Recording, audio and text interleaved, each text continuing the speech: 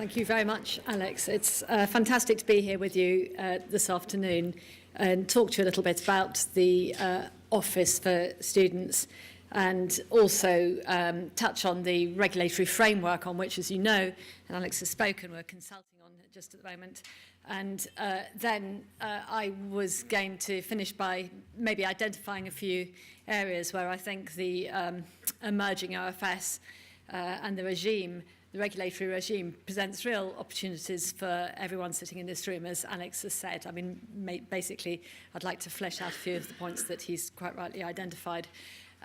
Having said all that, I think the most important thing I should say at this point is that we don't yet exist. We will have a formal existence from the 1st of January, but that's very specific. It's only going to be for the purpose of dealing with the responses to the Regulatory Framework Consultation and formulating the actual framework itself. We will only become fully operational on the 1st of April 2018, which is at the point at which the staff from HEFGI and OFFA will transfer into the new organisation. And up until then, it's really important that both HEFGI and OFFA continue as now. So do bear in mind that everything I say this afternoon is it has to be personal. It's on behalf of an organisation that doesn't yet exist. So, we don't yet have a strategy, we don't yet have a full board, and so my comments are somewhat provisional. Having said all that, what we do have, of course, is the Higher Education and Research Act, which maps out in pretty clear terms what it is that we've got to do. And we have the consultation itself, which is also, albeit a consultation, quite detailed in many respects. And we have Sir Michael Barber, our chair of the OFS, and 5 of the board members have transferred over. So, I mean, if you put all that together, even though we don't have a formal constitutional existence, I think we've got a pretty clear idea of the direction of travel.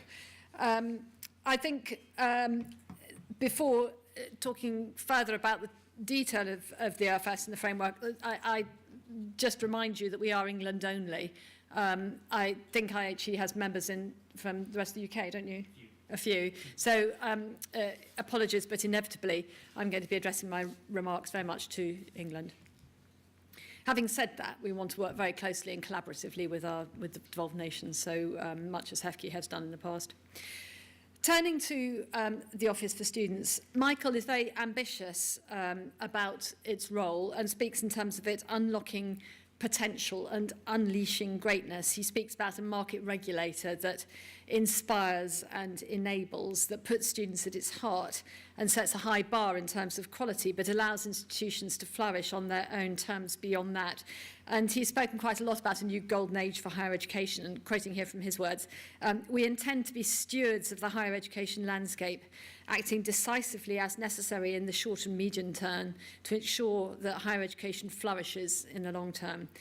And it's a vision which takes account of the incredibly competitive global environment in which we are all operating, but also looks forward to what the future holds for students and also our country, and is relentlessly positive and ambitious in terms of what higher education can achieve. And I start by referencing Michael's vision because I think, despite the fact that one may associate regulation with a rather sort of negative, dreary approach to whatever it is you're regulating, that is absolutely not where Michael is coming from. And I think he does see the OFS leading a regulatory framework which will be very positive, which will unleash and enable. And I think that is very much the frame in which we want to take forward the development of the OFS. He has identified 4 substantive priorities for the Office for Students, which we are now developing, first of which, in no particular order actually, is access, success and progression, making sure that all students, whatever their background, whatever their identities, can do whatever it is they aspire to do. Social mobility and equality are at the heart of the OFS. As you know, the OFFA and HEFGI are going to be folded into the core of the Office for Students. And I think what that will mean is that we can develop the social mobility strand in a much more integrated way at the heart of the regulatory work that we do. And the focus on progression is important. Historically, it's been very much to do with getting people into university historically, and I think now, along with the broader environment which we're now operating in, there's going to be much more focus on outcomes, looking to what students actually do rather than where they go into. The second priority is inspiring teaching. That's got the Teaching Excellence Framework at its core, and however you look at it, that has to be central to what it is that the OFS does. Thirdly, economic growth, and this is all about ensuring students have can leave higher education with the sort of jobs that they want and the careers that they aspire to, and employers have the skills and knowledge and aptitudes that they need from the graduates that enter into their employment. And then finally, it's the regulatory framework, about which I'm going to say just a few words. All these strategic priorities are very much drawn from the Higher Education and Research Act, and that Act does define us as a market regulator that's there to protect the interests of students. But students aren't the only stakeholder. We are there to protect the interests of taxpayers and more broadly the economy in the country more widely. But I think within that definition of being a market regulator that has the interests of students at its heart, it signals a very clear distinction between us and HEFCE. We are not a funder, and we're not primarily focused on providers of the higher education system. We're primarily focused on the interests of students. And for this audience, the other theme that's really critical, I mean, Alex has identified this, but it is such an important point that runs through the Higher Education Research Act and the Regulatory Framework Consultation. I will avoid the word level playing field, it's hugely overused, but I think if you read those extensive documents, what's clear is that the Act doesn't just accommodate, it actually promotes the diversity of provision from a wide range of different providers. It sees that as being in the interests of students, and we, as the Office for Students, will have a duty to promote greater choice for students, wanting to see students be able to choose from a wider range of providers and courses than is the case now. As Alex has said, the proposed regulatory system doesn't distinguish between different types of providers, whether you're a university or not, or charity or for-profit. That is irrelevant. You are regulated under the same scheme and according to the same standards, whatever the corporate form. And we will be risk-based in the way we operate the regulatory system, but critically, the way we define that risk is not by reference to your corporate form or your history. It's by reference to the evidence-led assessment of risks to students, which forms a part of the regulatory framework. So let me move on to that. The regulatory framework consultation is important because, for obvious reasons, the framework is going to embody the core of what the OFS does. And the consultation, it runs till 22nd of December. And one of the important things, I think, particularly for you all, I would imagine, is how we run the transition year. That's academic year 18-19. The point being that the full regulatory framework doesn't actually come into play until 1920. And in 18-19, we will be working our way there as well as operating under the previous HEFCE model. The reason I've flagged that is that there is no doubt that the new regulatory system, whatever the responses to the consultation are, it's going to look different. I mean, that's absolutely clear. And I think getting from where we are now to where we want to be in 1920 is not going to be straightforward. One of the things that we are really clear about is that we're going to have to work with providers during that transition year because it is going to be challenging. We want to make it work, and we want to work with you to ensure that the transition is not painful or onerous or bureaucratic, whereas as Alex has said, you should be, and everyone should be, prioritising the services to students. And I think we're very mindful of that. I don't think the transition is going to be straightforward, but there is a real commitment from our part to working with you to try and make it as seamless as possible. It is a lengthy consultation with all its associated bits and pieces, running to over 500 pages. And all I can do this afternoon is just touch on a few issues which I think are perhaps the most significant. But it is a consultation, and there is absolutely no way in which anything which is being proposed is anything other than a proposal for a consultation. Now, clearly, some of the issues have been set out in the legislation and they're not up for negotiation, but how we get there is. So please do look at this as a set of proposals on which we want your responses. And I think we're particularly interested in your IHE members' responses to this, because it is meant to be working for you, and if it isn't, then we need to look at it again. Clearly, however, that must be without compromised quality. I mean, that's absolutely essential, and I don't think anyone would expect or want otherwise. So we are wanting to maintain high standards, but we are also committed to ensuring diversity of provision, a very clear policy intent. And it is proposals are set out to make it easier for new providers to offer higher education, to make access to degree awarding powers and university title easier and quicker for the independent sector. As you know, there is no longer any need for a track record for degree awarding powers. Instead, providers can apply for probationary degree awarding powers from day one. There are proposals to make validation work more effectively as part of the process for encouraging an effective market. And we also, as OFS, will have a specific duty to facilitate student transfers between providers, which I think is quite an interesting development, and it's something that we will need to work up and make sure that it's effective from the perspective of students. We are not, however, there to provide support and advice to providers in the way that perhaps HEFCE has done in the past. We are a regulator, and I think thinking through how we manage that transition is significant, but that doesn't undermine our commitment to work with providers to get to the new system. I think we have to do that. So even though in steady state we are not there primarily to provide support or guidance, we will do that where we have a common objective in making the regulatory system work. The core to the regulatory framework is the register. That's going to be the central mechanism that we will use to provide regulation to the sector. And I'm sure you'll know there are three categories to that. The registered basic will be for those providers who want to be officially recognised as offering higher education but don't want to access government funding. What they will have to do is offer higher education as defined by statute and subscribe to the OIA complaints scheme. I mean, it has been suggested actually in some of the press and media that offers weak protection for students, and I think that's a really interesting idea. I'd be interested in your views on that. But on the other hand, I think the point is that these are providers who historically would have had not only no controls whatsoever, but there would have been very little visibility about what they do.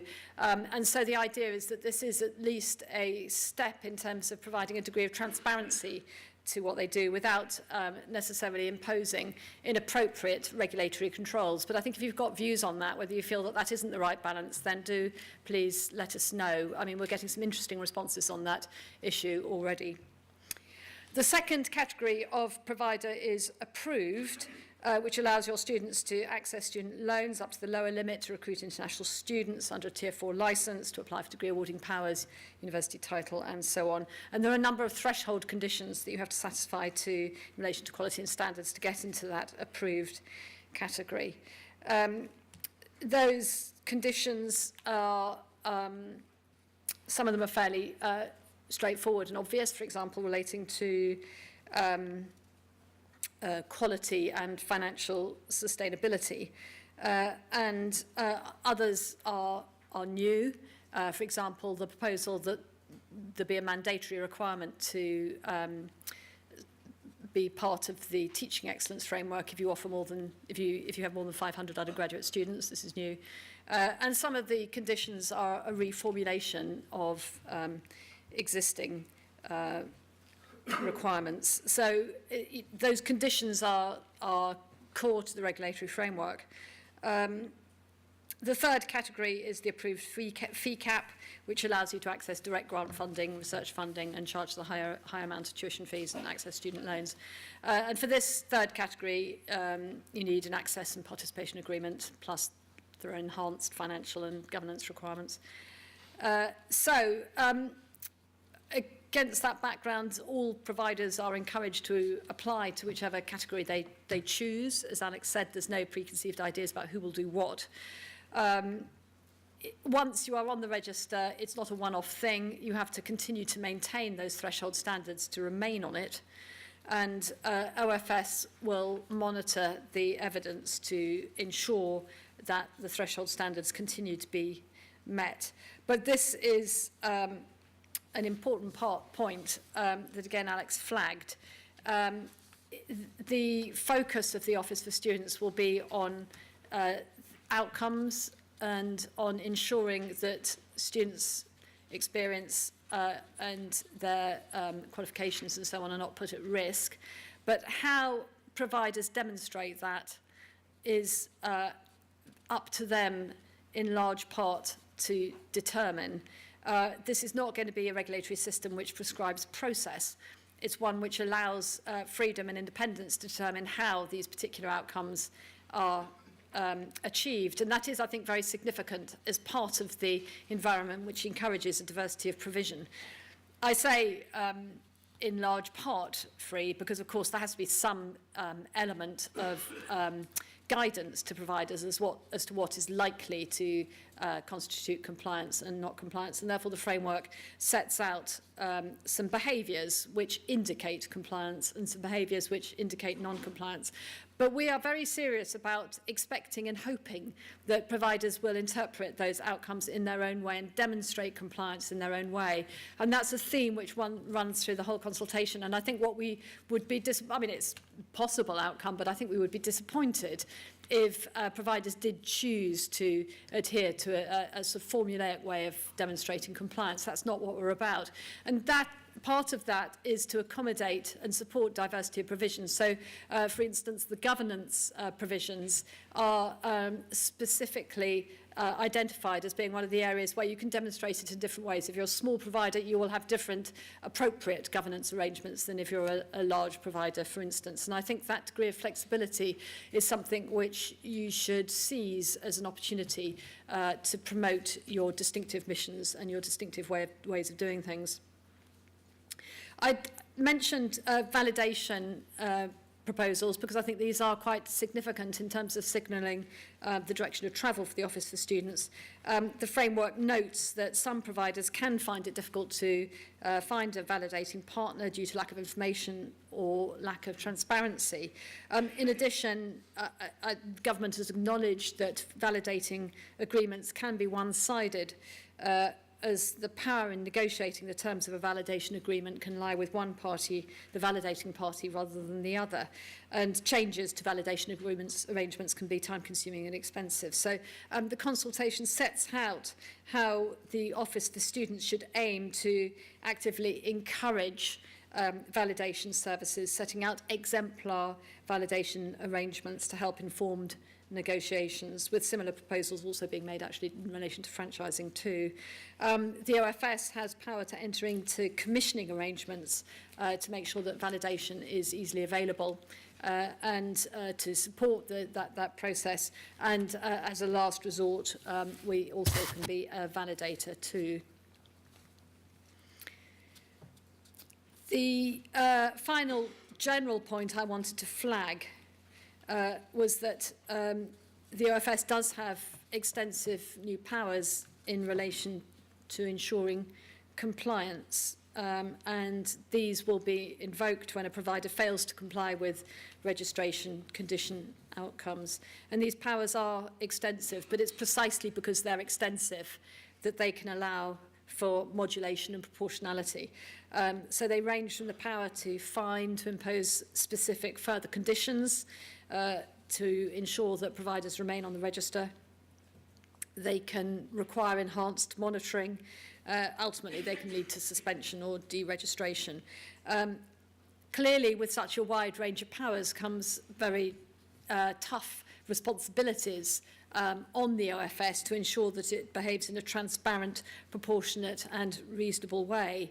And one of the things that we will be prioritising is making sure that in our regulatory decision-making we are absolutely transparent, and rigorous and analytical, and that's going to be a real priority during the development of the regulatory framework, to make sure that that is absolutely clear what our expectations are, not in terms of process, but in terms of how we will respond to identification of risk. What is also clear is that if there is evidence of student interest being damaged or put at risk, then we won't hesitate to act in that way. Although that description of the regulatory framework proposals may sound onerous, I hope you will see that a lot of it is common sense. It's there to protect students and protect the reputation and interests of everyone, including providers. Critically, it's up to providers to identify, to present the case for their compliance. We do want institutions to have the confidence in their own distinctive approaches. I've said that before, and I'm saying it again because I think it is such an important point that I hope has emerged clearly from the consultation. So we will respect your choices in that respect, and will respond accordingly. So I'm going to finish by touching on some of the aspects of the regulatory framework that I think might present particular opportunities for you as members of IHE. We've talked about the level playing field. We must think of a different way of formulating and presenting that, actually. It really is the wrong vocabulary. But I think one of the things that I'm very aware of, that we, within the Office for Students and working with HEFGI and office staff, we will have to think very carefully about how we ensure that any historic assumptions about providers doesn't carry over into the new organisation. And we will have to be very aware that corporate form is not equated in any sense with quality or risk. And I think that is a tremendous opportunity, actually, to a reframing of how quality is defined in the higher education sector. I was reading David Willetts' book, actually, University Education, over the weekend. I don't know if any of you have read it. It's absolutely a tremendous read, I think. It's interesting how he places such emphasis on his policy to encourage alternative providers, as he describes it. And, I mean, he's very explicit that alternative providers challenge the conventional way of doing things, and that must be good. And clearly, this part of the regulatory framework stems back to proposals that David Willett initiated during the coalition government. I've touched before on the focus on outcomes and not process, and I think this should be something which is of real significance to independent higher education members. I think a rather obvious example is access and social mobility, where in the past there has been a lot of focus on process and inputs, and that I think is going to shift to one that looks at outcomes benchmarked where appropriate, and that's really critical, I think, in generic terms. But I think we will want to see that focus on outcomes as being a way of looking at different ways of achieving social mobility in practice. And I'm very aware that IHE has a very proud record in that area. The one challenge, I think, that we are facing, that I have identified before, but I think it's so important, is this whole question of regulation and whether or not we're going to impose unhelpful additional bureaucracy, which is absolutely not the policy intent. And I think we will have to make sure that it doesn't work out in that way.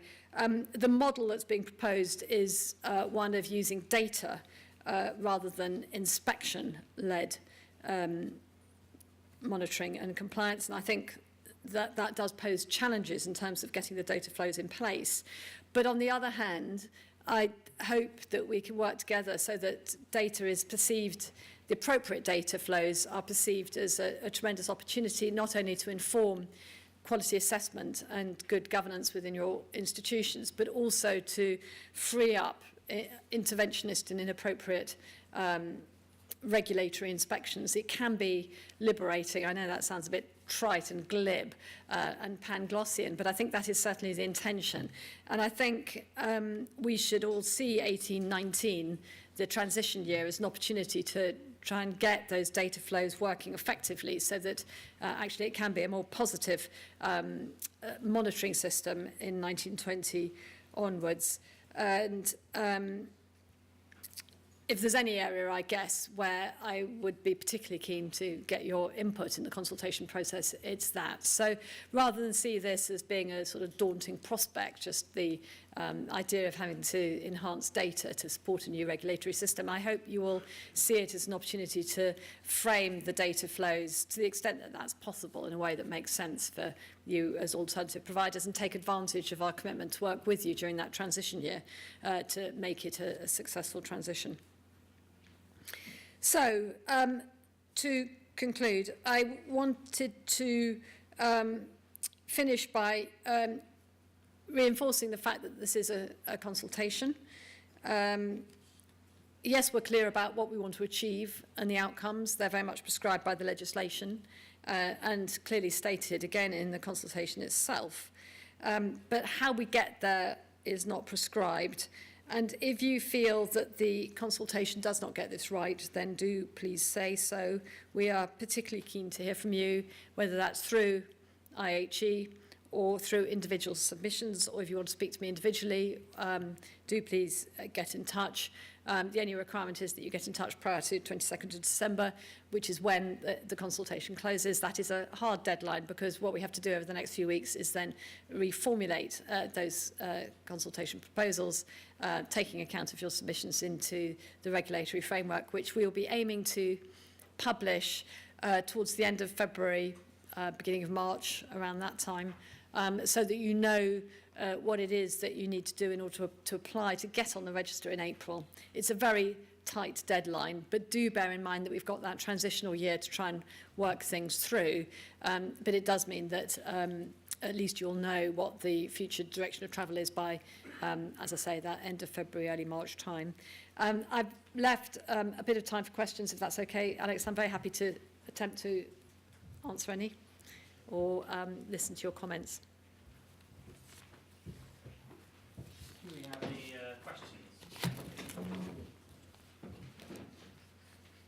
have one question. The mic over here.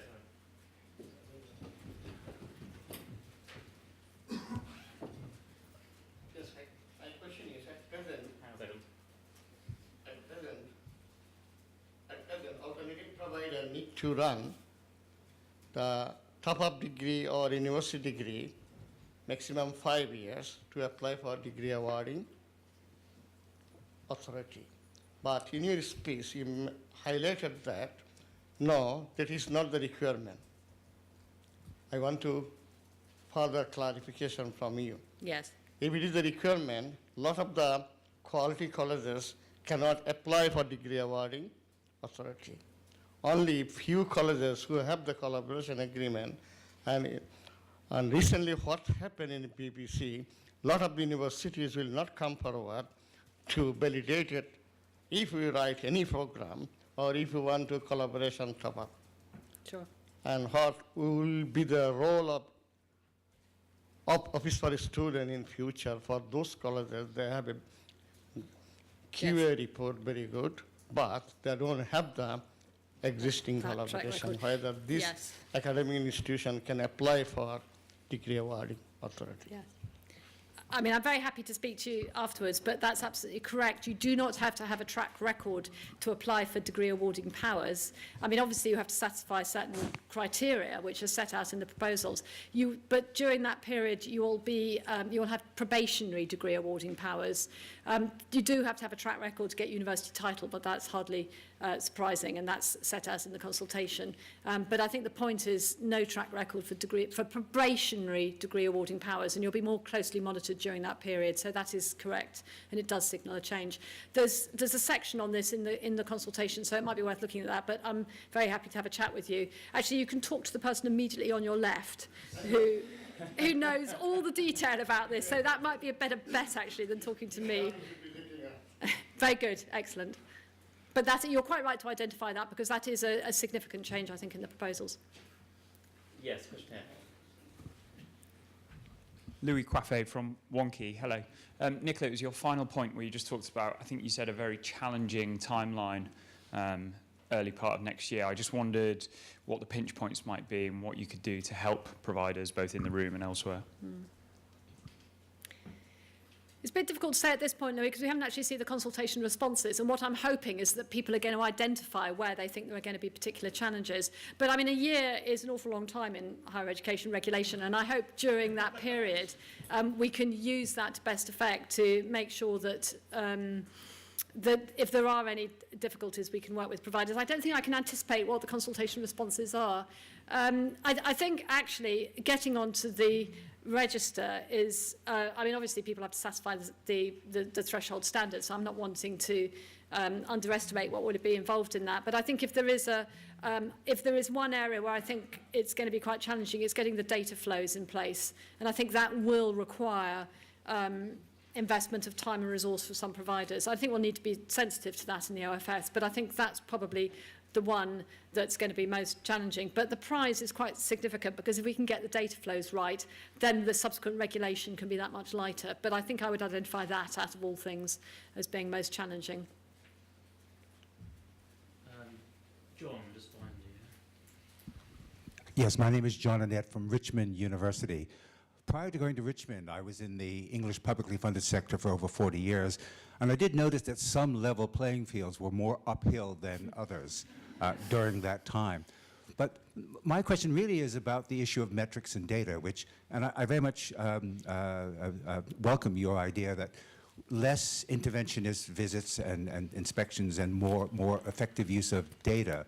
But obviously the important thing about data is that it should be useful to the institution to improve the quality of the student experience and the learning experience of students, and not just for the sake of collecting data.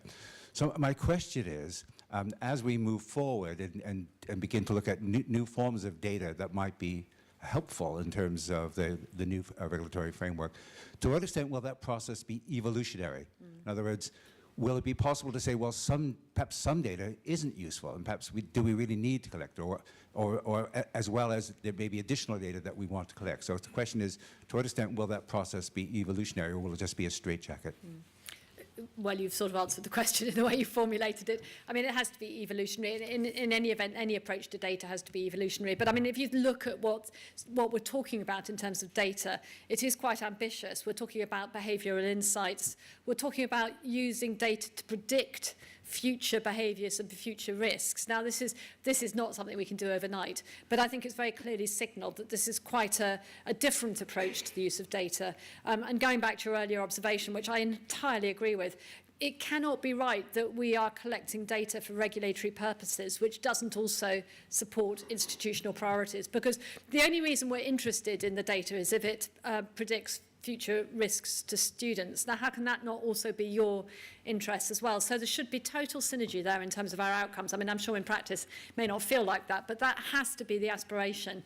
And it's quite a new agenda, I think, in approaching data in that way. And what we can do is bring to it the extraordinary rigour and expertise that HEFCE and OFFA have excelled in, and yet apply it in a way that is future-looking. And I think that trick about how you use historic data to predict future behaviours and future risks is a really interesting agenda, but that is not going to be something we can do overnight. So I think, to answer your question, yes, in terms of the first point, and yes, in terms of the second point.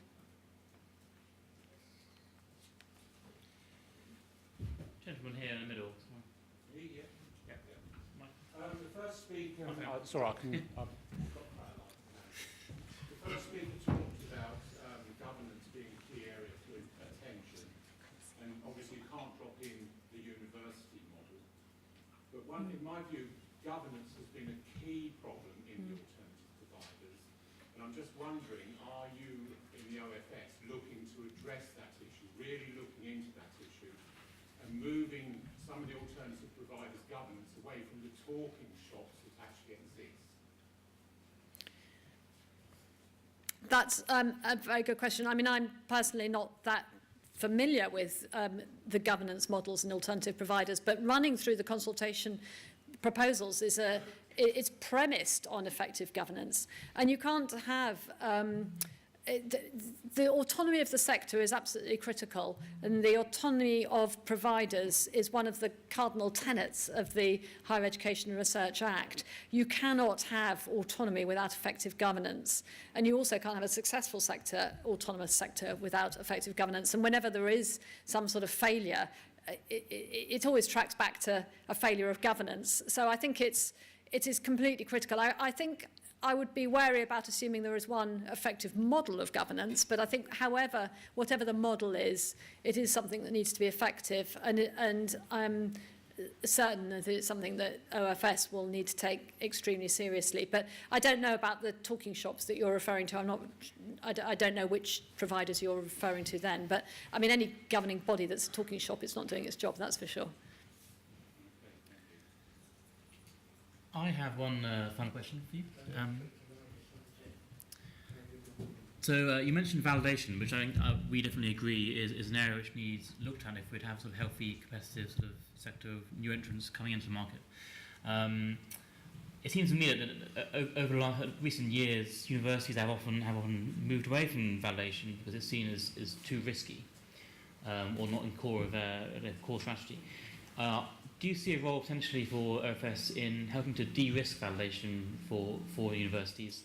Maybe some streamlined process around gateways and due diligence and financial sustainability, which helps assure universities that they are that they can focus on the academic and they can sort of on collaboration.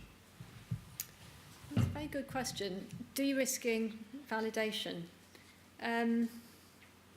I don't know, Alex, is the honest answer. I don't know. I mean, we've certainly got an obligation to make validation work more effectively. So I guess what might sit behind that is consideration of what sort of models can be used. But I have to keep on bringing myself back to the fact that we are a regulator and we're not there to tell you how to do things. So it's a good point, actually. I mean, maybe that's going to be something that you can respond to in the consultation. I think would be really interested in any mechanisms that people can propose about how we can make validation more effective. And I don't know what de-risking would look like, because actually the consultation proposals assumes that the regulatory controls rest primarily with the validator, though in some circumstances it says it can be the person who's being validated. So I think it would need a bit of unpicking as to how you would approach that sort of area. I'd be very interested in having that discussion with you, but I think it's an interesting area. Look, I mean, however we approach that, clearly we have an obligation to make validation work more effectively, and I think we have to take that very seriously. Let's have a meeting and discuss it. Look forward to it. Okay, well, thank you very much, Nicola, for your time, and give her a round of applause, please. Thank you very much.